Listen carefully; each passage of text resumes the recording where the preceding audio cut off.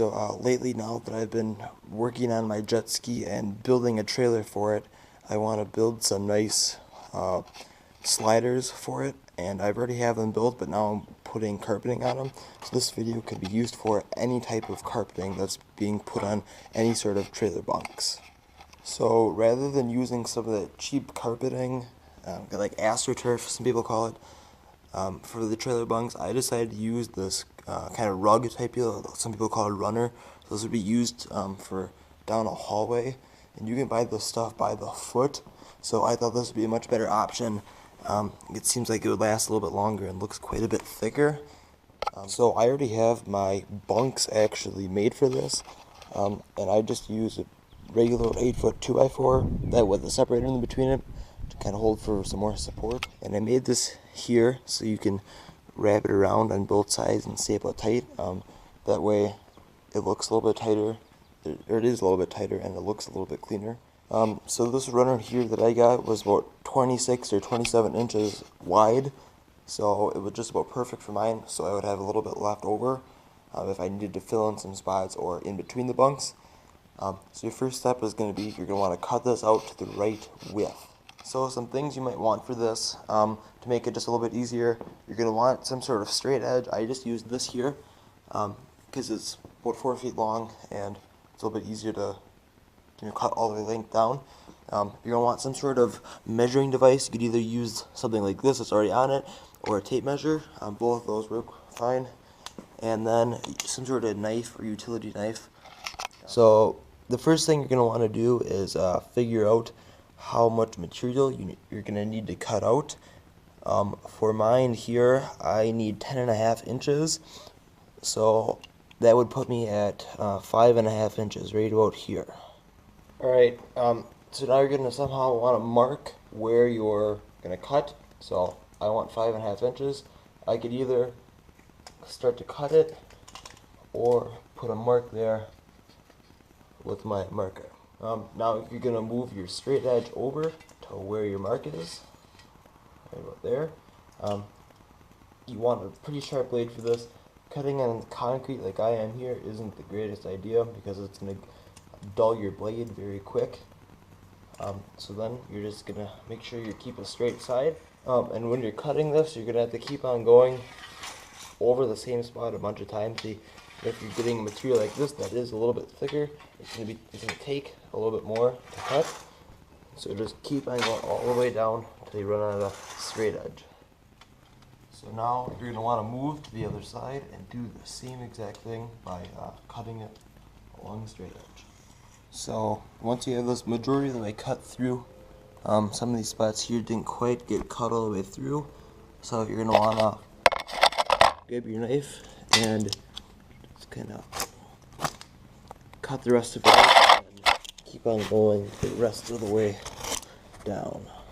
So now you're going to want to pick your piece up here and set it somewhere where you can look at it and cut out all the little pieces like this that didn't, got messed up a little bit. So the next thing you're going to want to do is along the edges on both sides where it has been cut, you're going to want to put some sort of heat on it and kind of burn the sides so they don't fray and start to rip.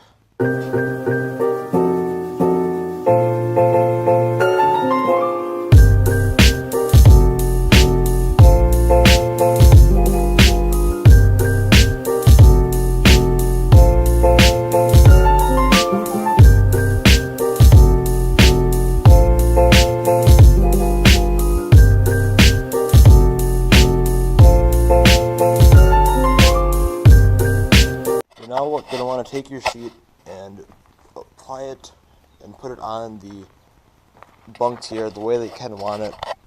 I have a few clamps on here holding it down so I can kind of get an idea of how I want it and keep it a little bit tighter. You're now going to want to grab your utility knife again, and for edges kind of like this where it's come in contact and you can't wrap it tight, you're going to want to cut away there so you can get it tight along the seams there and make it look a little bit better. So same thing up there and all the way up there. So as an example, right here, where it starts to touch a little bit,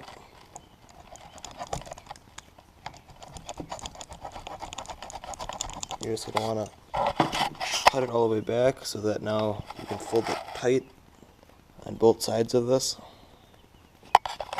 Do the same thing for the rest of it. So you're now going to want to flip it over and do the same thing to this side. This side's going to be a little bit more difficult because you have your clamps hitting, so you're not going to be able to lay it flat. So you're going to kind of have to hold it and do it. Alright, so now that you have all of it cut, you're going to want to go around with some sort of stapler. I'm using one like this. And you're going to want to fold. And you're going to want to fold the two edges together and get it as tight as possible.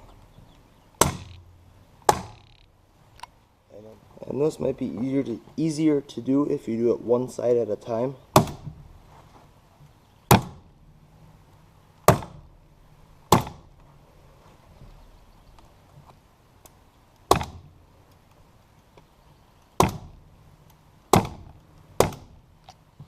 So this right here is definitely way too many staples for this, but I couldn't get a good one to go, so I just made sure I had enough to keep it tight on the end.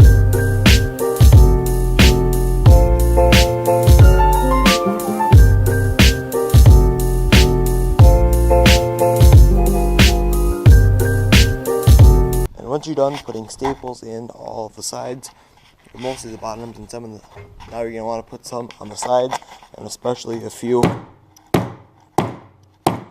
on the end so it doesn't start to come up.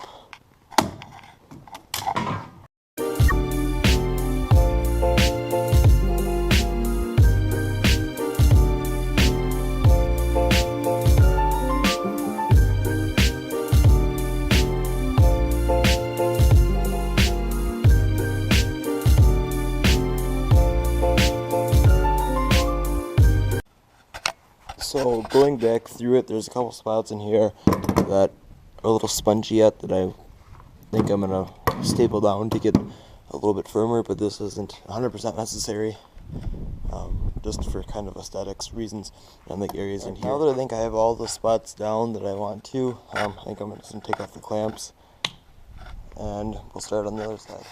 Alright, so this here is what the finished product looks like. I just have it all screwed back down onto the trailer now, and I think it turned out pretty good.